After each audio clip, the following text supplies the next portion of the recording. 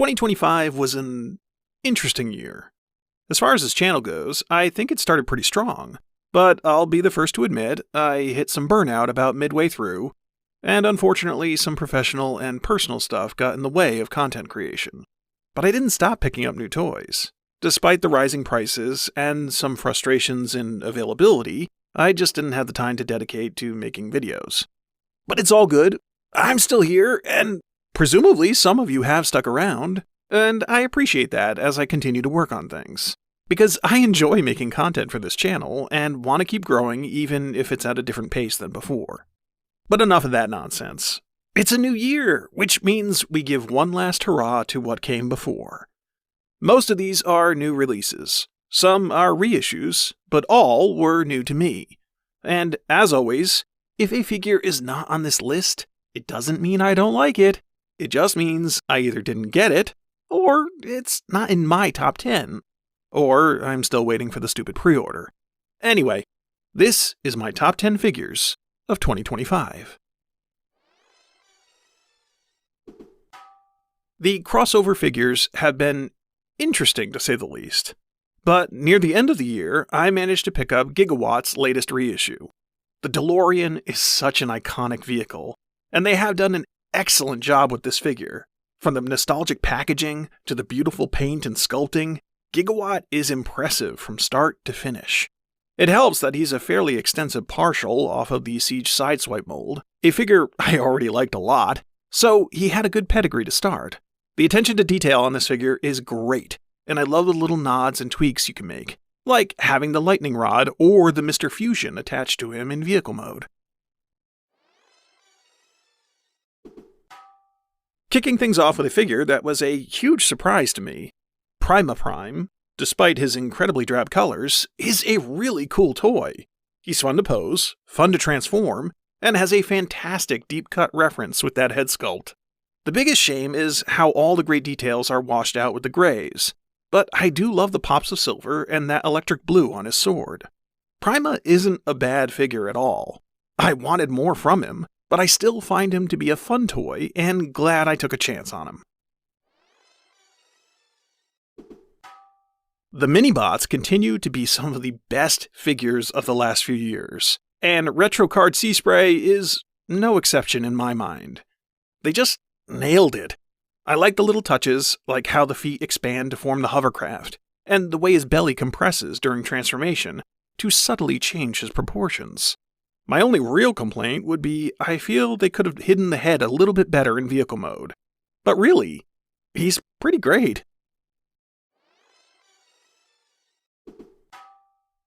Finally, getting Cosmos at the tail end of Legacy was a treat. I was prepared to give up on getting him, but I'm glad I got this figure.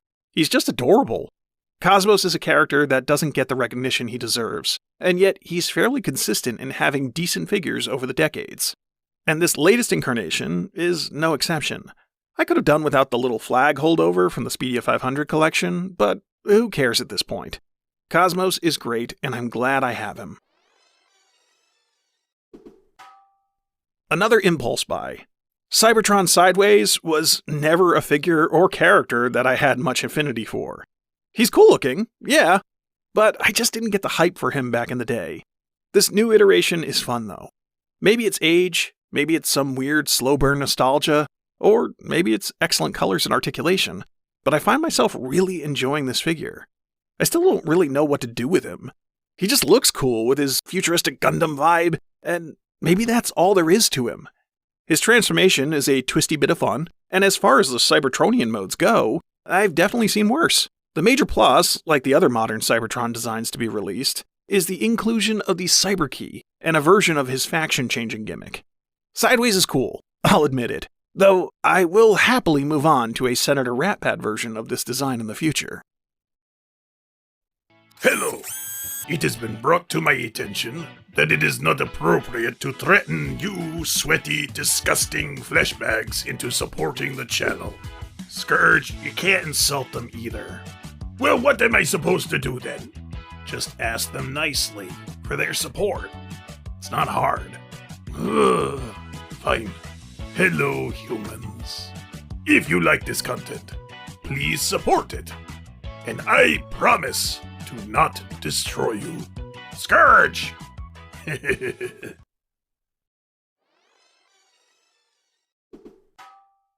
Even after Legacy United Magmatron came out, it still felt like a pipe dream that we would see a new version of Big Convoy. But here he is, in the fur. And he's pretty awesome. After the mixed bag that was Leo Prime, I have to admit I was skeptical they'd be able to pull this off. But I'm happy to say they nailed it in my opinion. Sure, he's not big, which seems to be the ongoing criticism, but he's bulky and has a presence to him. They managed to evolve and refine the transformation to beast mode in ways that make him a lot more satisfying to convert. And even though the mammoth form doesn't do much, and has the color and texture of a healthy bowel movement, it's still pretty fun. I want to cover this figure in more detail at some point, but it's not a lie to say, he makes me happy.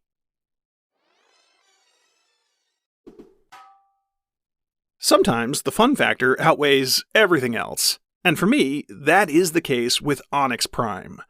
Sure, my copy has a few QC issues.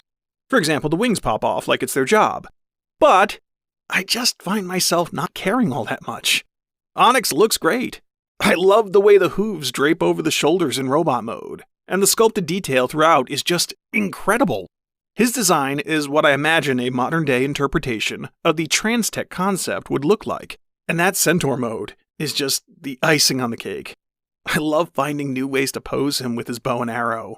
Onyx Prime was never a character I was head over heels to get a figure of, but I'm so glad I did, because this is such a fun design.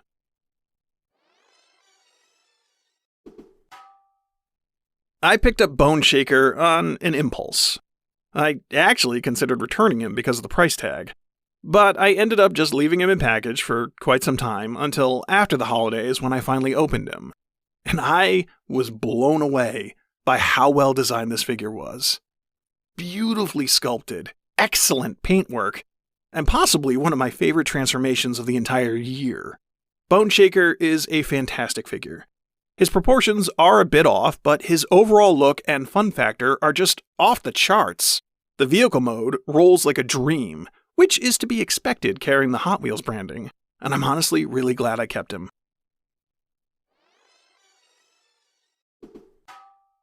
It feels a little weird to not put Omega Prime in the top spot. On paper, this set is incredible. It's beautifully designed, and represents my all-time favorite Optimus Prime and one of my favorite Optimus combiners. But when it boils down to it, I am honestly afraid to handle this figure too much. Maybe it's the lingering stigma of the QC issues. Maybe it's the exorbitant price tag. But this sits on my shelf as less of a fun and engaging toy to be messed with, and more of a beautiful display piece. Which is nice, and I don't regret the purchase at all. But as someone who likes to mess around with and animate his toys, there's one figure from 2025 that edged out all the rest. Even this beautiful behemoth. I knew from the start that I was probably going to like the Fallen, but I didn't anticipate how much. This is one of those figures that is just an absolute joy to mess with. A real, I can't put him down kind of joy. Every time I pick him up, I find new ways to make him look cool. Megatronus can strike some incredible poses, comes with really cool accessories, and is possibly one of the best values at a leader class price point I've seen in a long time. With a hulking presence, fun weapons, and unique blast effects. The transformation is fun, and the design represents the original comic look pretty flawlessly. My only real gripe with the figure is that he came out so early in the line, setting a really high bar for everything else that came afterwards. Another year gone, and another list down. What were your favorites of 2025? Let me know in the comments below. I don't know what the future will bring, but I want to say I appreciate everyone who watches my content, and I'm glad we have this wonderful hobby to bring us a little joy each day. Stay happy, folks.